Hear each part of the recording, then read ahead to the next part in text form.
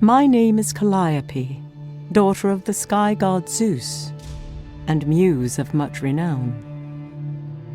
Sit here, at my perfumed feet, as my poem unfolds before you, an epic that springs from the depths of the sea and finds its end upon strange shores. For this is your story, the story of Argonus, son of Argus the shipbuilder and friend to Jason the hero. Our tale begins like many a sailor's story before it, with tragedy and a lilting song that carries from one dark wave to the next.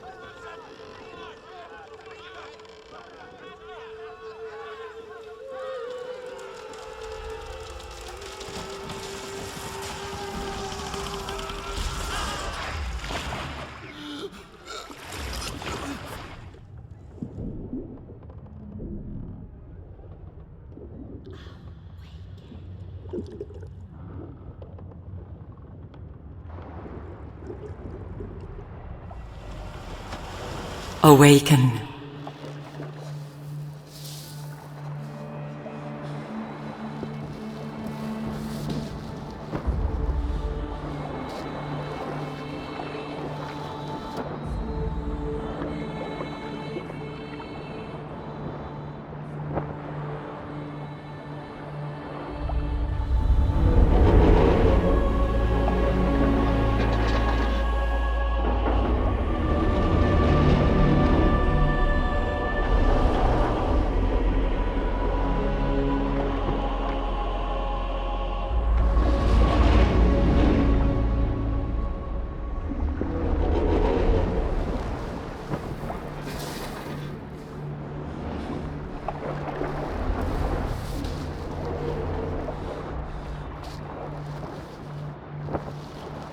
Book 1. The Blight.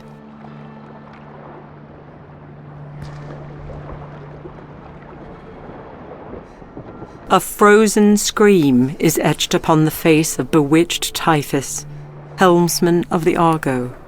Never again shall he foretell the rising of black waves.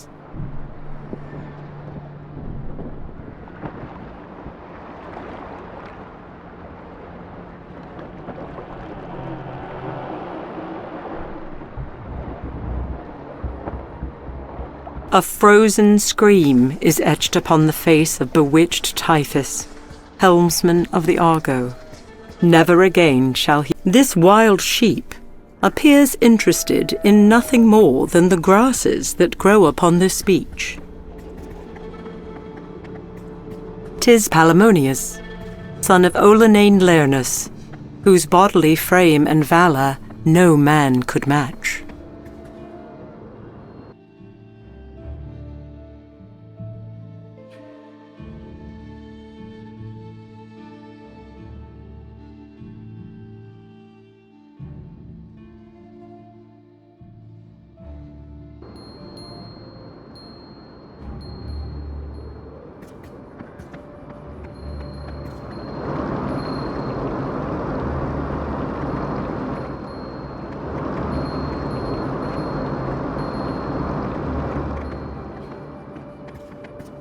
This young woman, most likely a temple worshipper, seems to long twisted necks adorn the pitted surface of this stone tablet.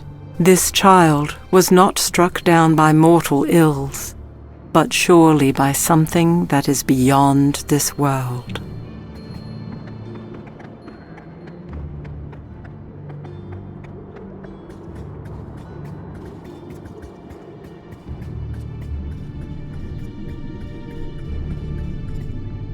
An unseen hand forces Argonus from his feet and into a dense thicket skirting the stone path. A soothing voice murmurs in his ear as the sailor witnesses the passage of things only spoken of in tall tales, and even then, in whispers. "Be quiet for but a moment," the voice counsels.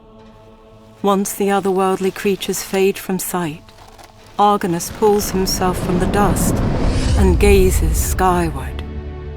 Before him, held aloft is a handsome woman, replete with glory and power. How many times must fair Athena save one man? The immortal asks, her head tilted with uncommon grace, her eyes soft. Before words can form on Argonus's lips, she continues.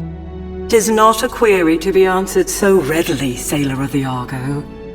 Shadows gather," she says. "There is a blight upon this isle. Have you not seen its handiwork? The flesh of your companions no longer flesh. Their bones, that of the earth." The woman's eyes drop. "I fear my own hand may have set these dire events into motion. For this, I will make amends. But know well, many of your brethren yet live, for I have seen them with my own eyes. Find them, Argonus of Crete, and as I did for your father before you, I shall provide a boat and passage from this isle. You have the word of fair Athena." Not a heartbeat later, the goddess is gone, and breath gladly returns to the sailor's lungs.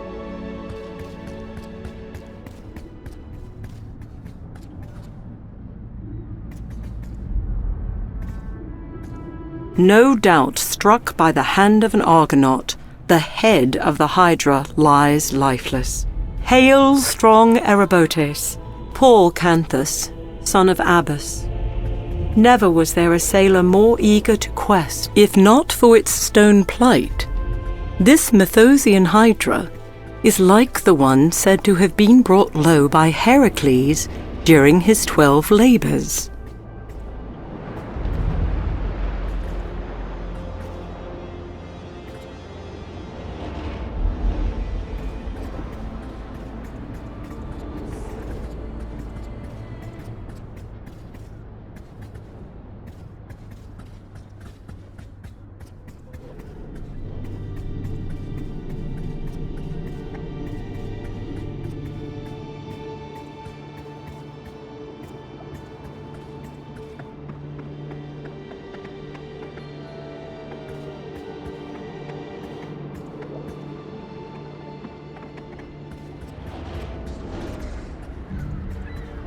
An impossible horse whether spooked or merely provoked, the stallion launches itself from the cliffside before mighty wings carry it far above the earth. Nearly 200 men high, the massive bronze soldier stands silent, enthralled by the euphonious song rising from below.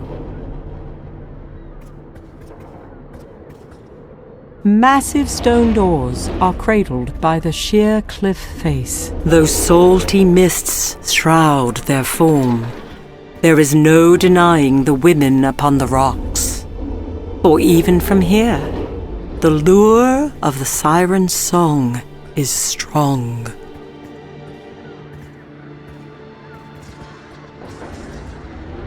This statue would appear newly struck, as the salt of the sea has yet to assail its stone.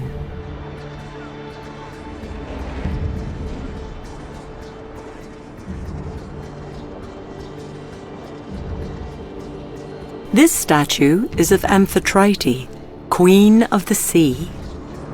Sadly, the goddess did little to hinder the decimation that litters these rocky shallows. The water that flows from these rocks would keep even the most stalwart from discerning what lies beyond.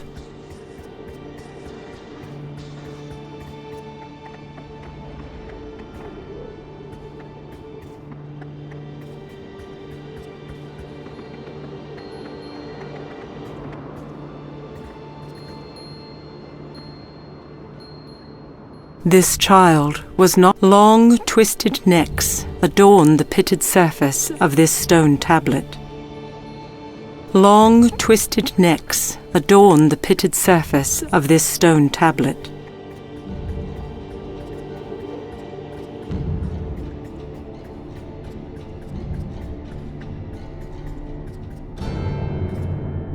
"'Tis Phalurus of the ashen spear, His father, great Alcon, shall never again welcome home his prodigal son. Calais was a welcome comrade, and could fashion ships to make trial of the seas with heavy oars. Taenarus has lost a great son in Euphemus. He was the most swift-footed of men, and was wont to skim the swell of endless seas. 'Tis the visage of strong Asterius, son of Hipparasius. This wayfarer's spear is both a formidable weapon and a sailor's crutch. This wayfarer's spear is both a formidable weapon and a sailor's crutch.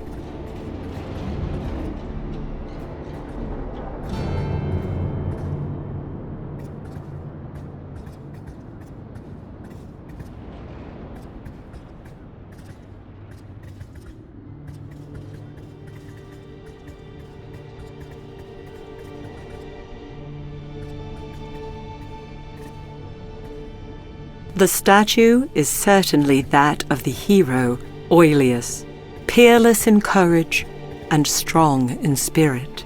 While it appears to be chiseled from the same rock, this stone is set apart from the great statue that cradles it. Small ticks, like droplets of water, emanate from within this stone pedestal.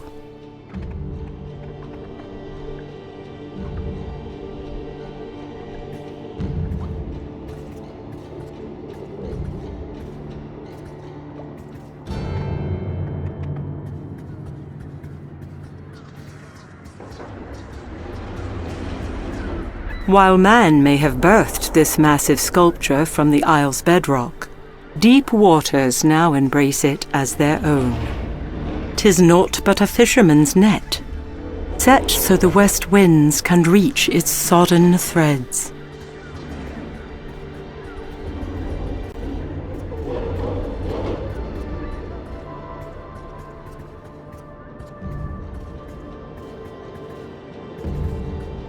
A semblance of Pasiphae, the immortal daughter of the sun god Helios, guards the entrance into this mountain.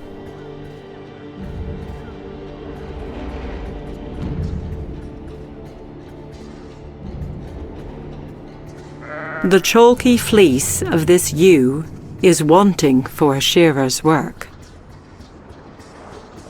This owl seems unaware of its preternatural perch, and unconcerned with the plight of a shipwrecked sailor.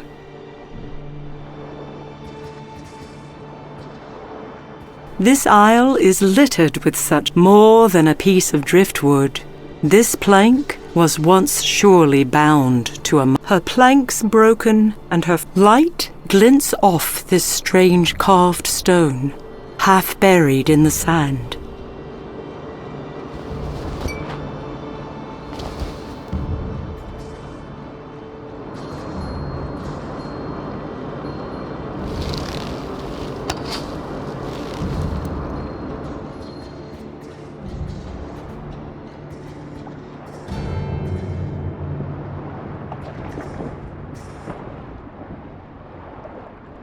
This owl seems unaware of its preternatural perch, and unconcerned with the plight of a shipwrecked sailor.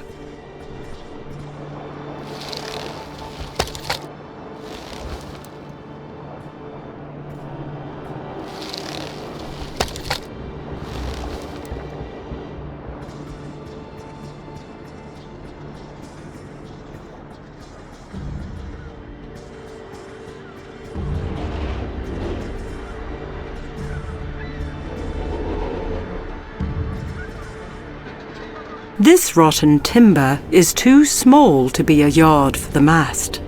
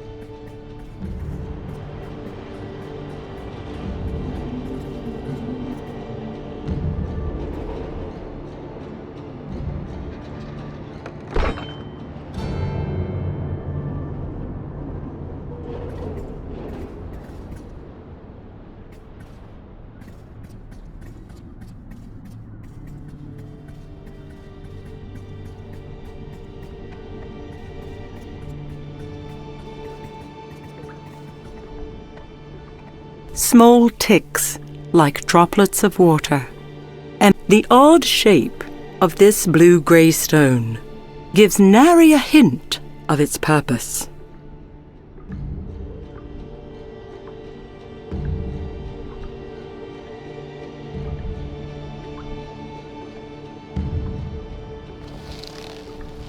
The stone drops neatly into the groove, and the great eye slowly moves, revealing a hidden passageway.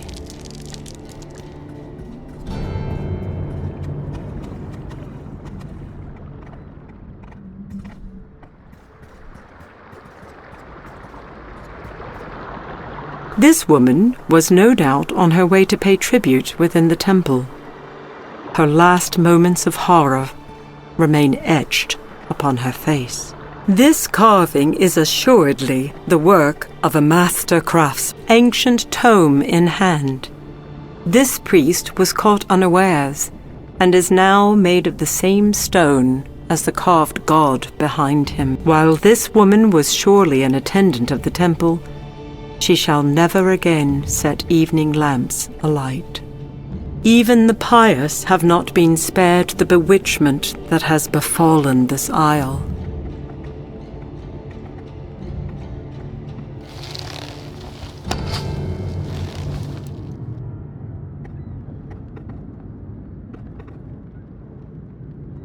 Unlike the unearthly statuary that inhabit this isle, this towering statue of Poseidon shows the workmanship of a master. This stone is bereft of markings, offering no explanation for the small depression set into its surface.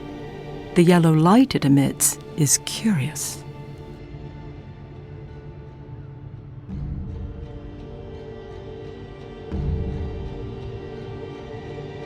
This stone is bereft of markings, offering no explanation for the small depression set into its surface. The yellow light it emits is curious. Colorful tiles create an exquisite depiction of the sea god ruling his realm.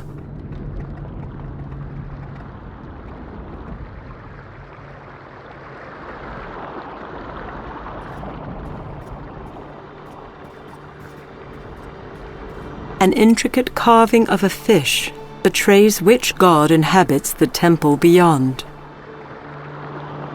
This woman was no doubt on her way to pay tribute within the temple. Her last moments of horror remain etched upon her face.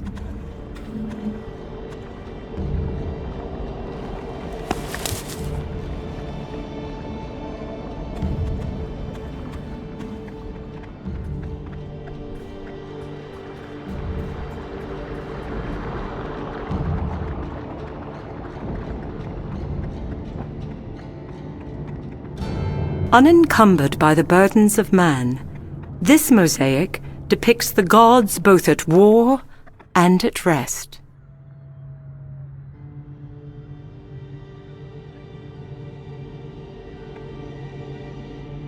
This stone is bereft of markings, offering no explanation for the small full leaves, like those found on apple or fig trees, are painstakingly inlaid into this rough piece of limestone.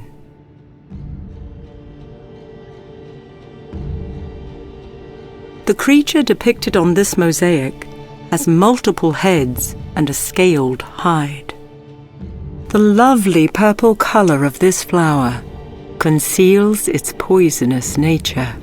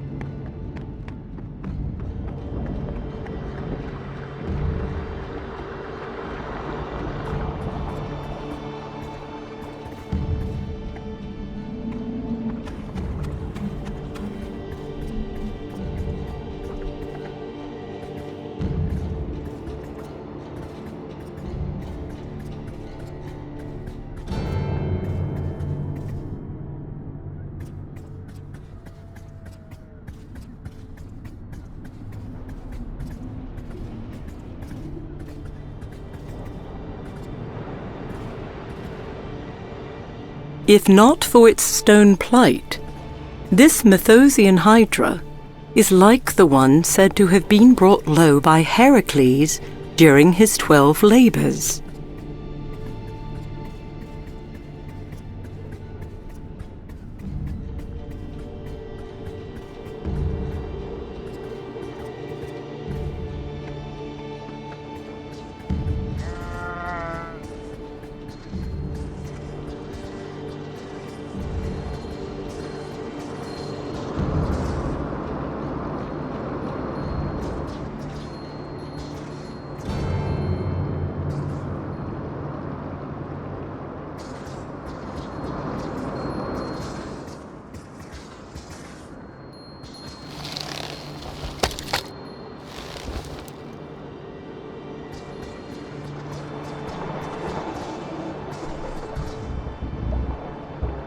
Acastus, the son of King Peleus and a lifelong consort, reaches in vain, his sun-baked flesh now that of ashen stone.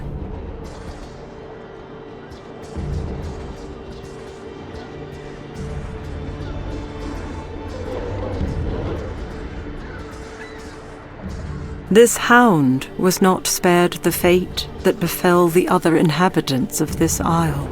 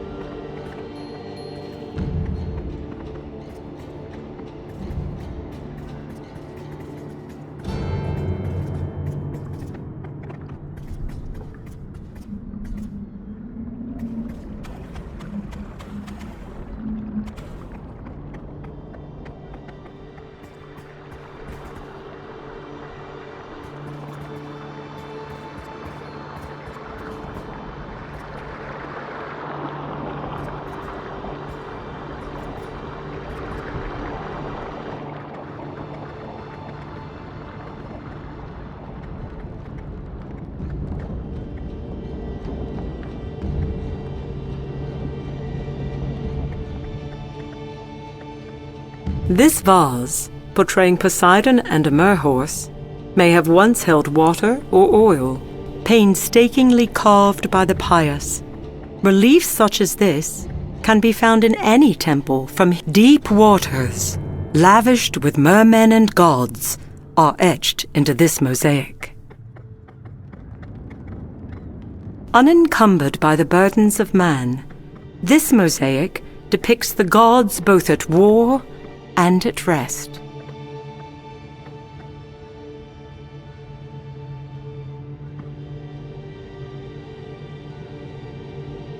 This stone is bereft of markings, offering no explanation for the small depression set into its surface.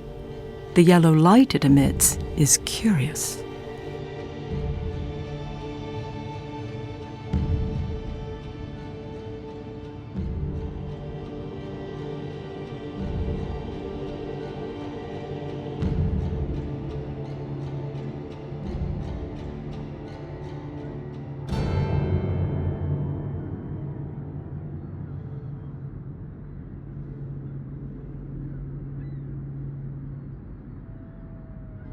While the tip of this spear may no longer be fit for battle, it may still serve another purpose, albeit one more pedestrian.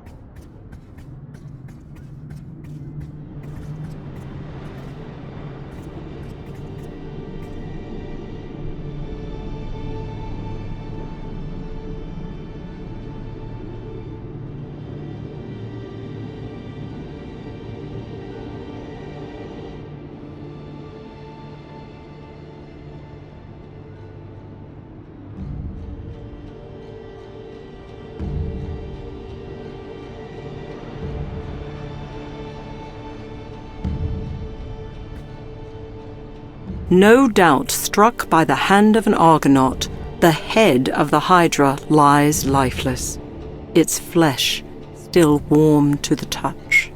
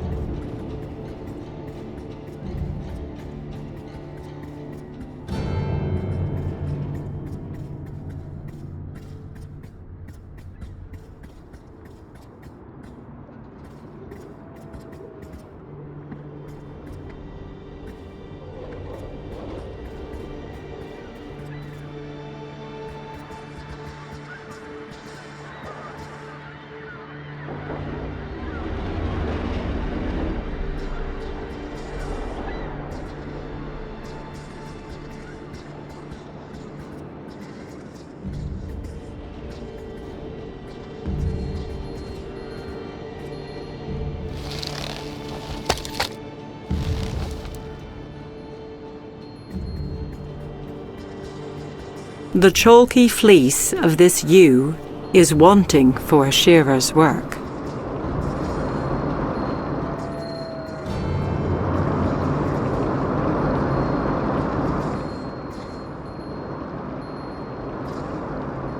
The death that haunts this isle did not spare even a child from its sorcerous wrath.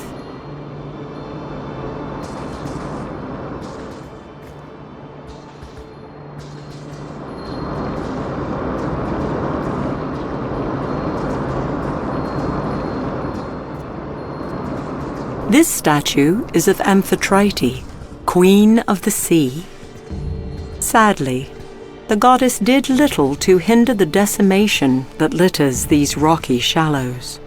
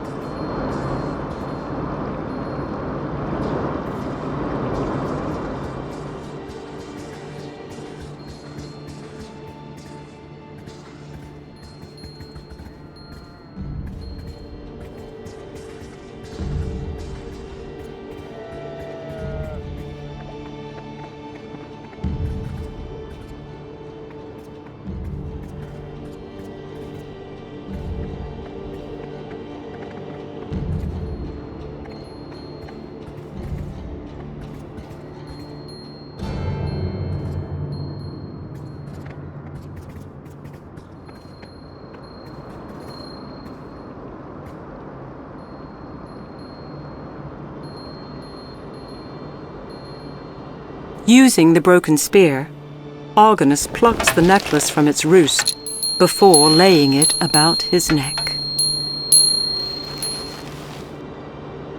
This grotesque statue is that of Honorable Castor, skilled to guide swift-footed steeds.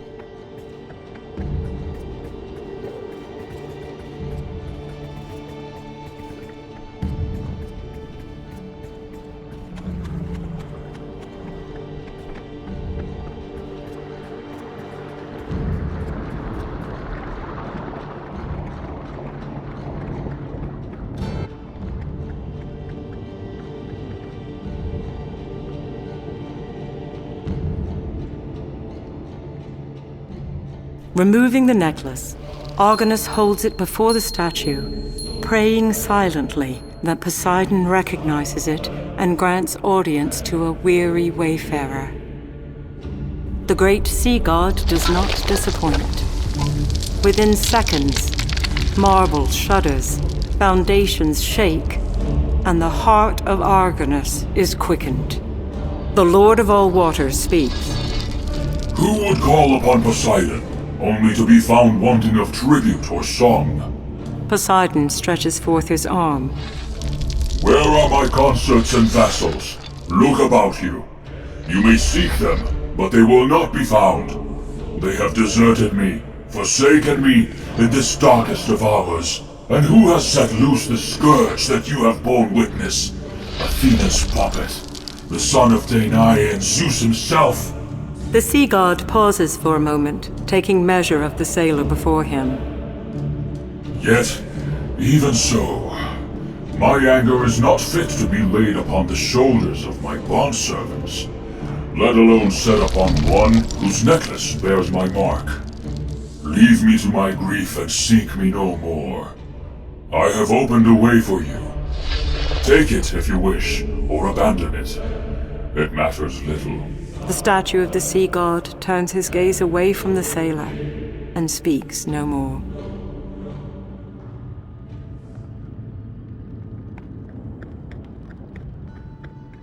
This stone is bereft of markings, offering no explanation for the small depression set into its surface. The yellow light it emits is curious. Unlike the unearthly statuary that inhabit this isle, this towering statue of Poseidon shows the workmanship of a master sculptor's hand.